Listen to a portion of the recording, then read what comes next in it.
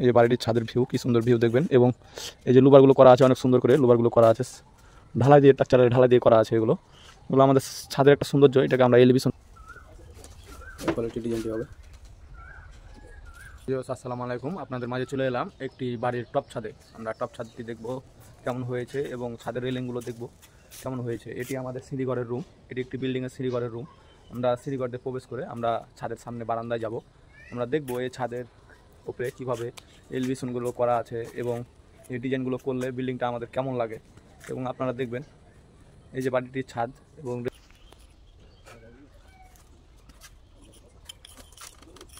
কাজটি কীভাবে চলতেছে দেখতেছেন, অনেক সুন্দর করে ডিজাইনগুলো করা হচ্ছে। এখানে একটি ফুল বসবে, আমরা ফুলটি কীভাবে বসাবো আপনার পরবর্তী ভিডিওতে দেখতে পাবেন।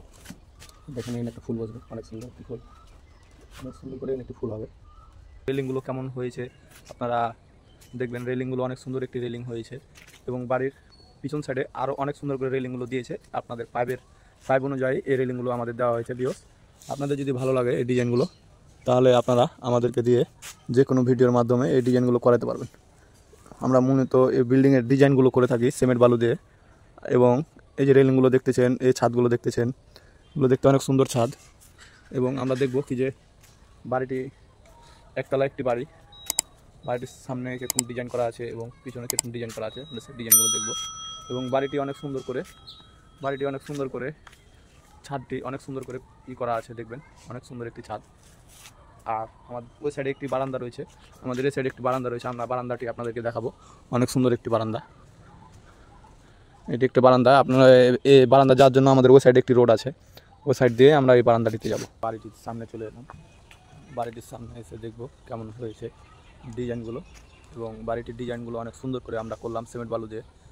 দেখবেন এখানে দুটি পিলার আছে নাক বারান্দায়, এবং আমরা চাচ্ছি কি যে নাক বারান্দার পিলারগুলো আমাদের কেমন হয়েছে। এবং আমরা নাক বারান্দার সামনে যাব, দেখব বাড়িটি কেমন হয়েছে। এই যে পিলারগুলো দেখতেছেন,